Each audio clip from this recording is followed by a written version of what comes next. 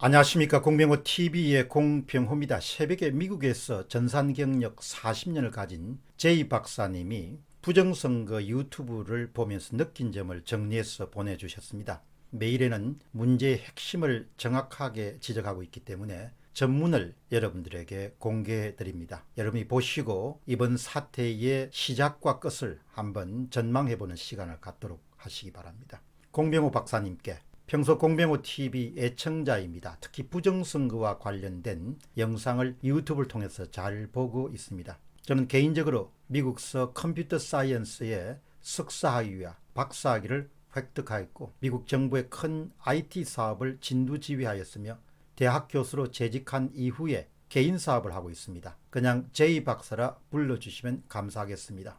제가 이번 부정선거를 보면서 일단 바실리아 TV의 조슈아님이 며칠 동안 엑셀 작업을 통하여 부정선거에 대하여 일정한 규칙을 알아낸 것은 큰 성과라고 생각합니다. 또 로이킴님이 수학 방정식으로 상수를 찾는 공식을 찾아내고 본인이 부정선거 시뮬레이터를 만든 것은 진자유 TV에서 시연한 것을 보면서 정말 대단한 멋쟁이들이다 이렇게 생각했습니다.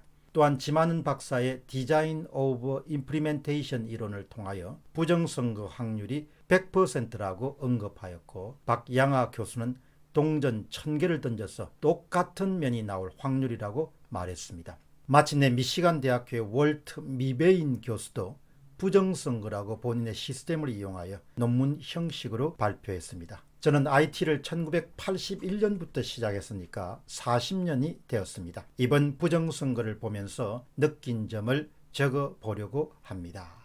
첫째, 왜 보안이 철저한 광주 대중정보자료센터 IDC 센터를 이용하지 않았을까요? 간단합니다. 인터넷을 사용할 수 없기 때문입니다. 즉 지금 의심되는 중국 등과 접속이 불가하기 때문입니다.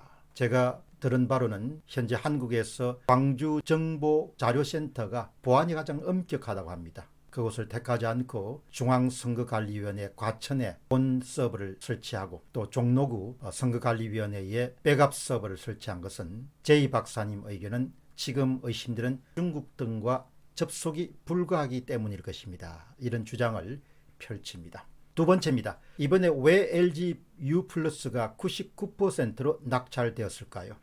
KT와 SKT는 왜 기권했을까요? 요즘처럼 어려운 경기에 99% 낙찰은 불가하고 KT와 SKT는 선거관리위원회 발주 사업에 왜 기권했을까요? 알아서 기권했을 것입니다. 그것이 바로 냄새나는 첫 발자국입니다. 이렇게 이야기를 했습니다. 그러나 LG 측의 관계자가 보낸 문건에 따르면 다른 기업들이 입찰에 참가하지 않았기 때문에 우리가 마저 못해서 참가했다. 그런 내용을 LG 관계자가 보낸 바가 있습니다. 그러나 정반대의 주장을 제이 박사님은 펼칩니다. 알아서 포기했을 것이고 그것이 바로 냄새가 나는 첫 발자국이다. 세 번째입니다. 한국에서는 국세청, 국방부, 대법원, 은행 등 큰 공공기관, 금융에서는 몇천억 IT 사업이 진행되었거나 진행되고 있습니다. 무척이나 많은 IT 인력이 참가하여 사업을 진행합니다.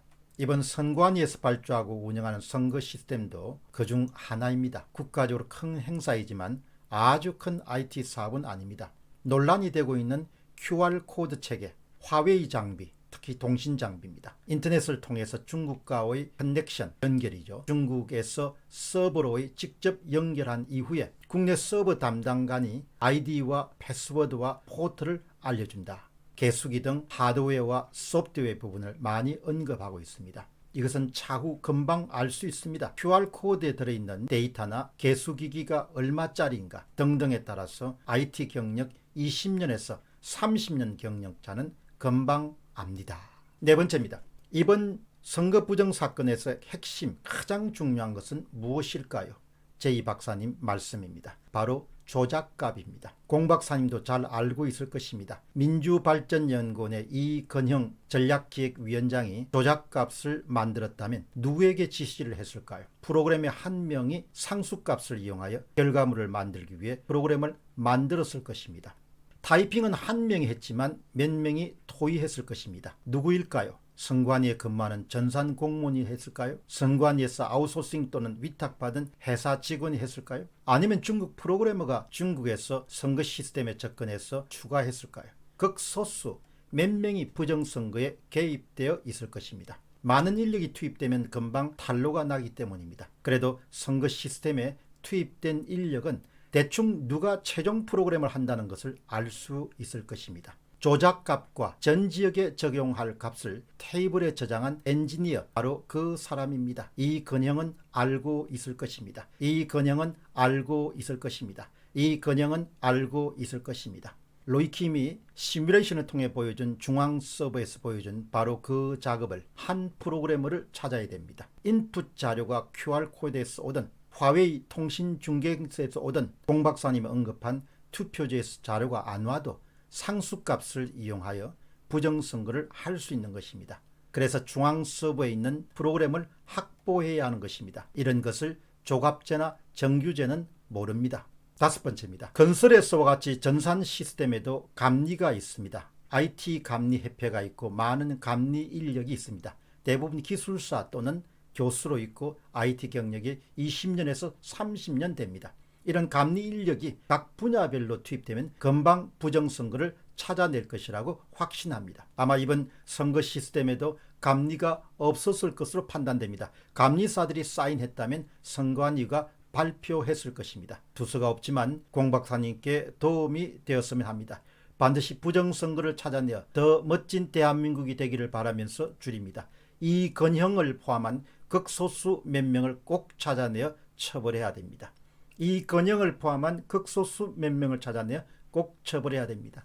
지금까지 미국에서 IT에 관련된 석사학위와 박사학위를 가지고 현업에서 40년 동안 IT 전문가로 활동해 오신 제이 박사님이 조국을 사랑하는 마음에서 새벽에 보내주신 메일 전문을 여러분들에게 소개해드렸습니다. 이 전문 가운데서도 가장 중요한 것은 바로 4번째 소개해드린 부분입니다. 이번 부정선거에서 가장 중요한 것은 무엇일까요? 바로 조작값입니다. 그것을 누가 했는지 이 부분을 찾아낼 수 있으면 사건의 전모를 파악할 수 있을 것이라고 그렇게 말씀하셨고, 따라서 중앙 서버를 보존하는 것이 대단히 중요하다. 제이 박사님 이야기입니다. 중앙 서버에 있는 프로그램을 확보해야 하는 것입니다.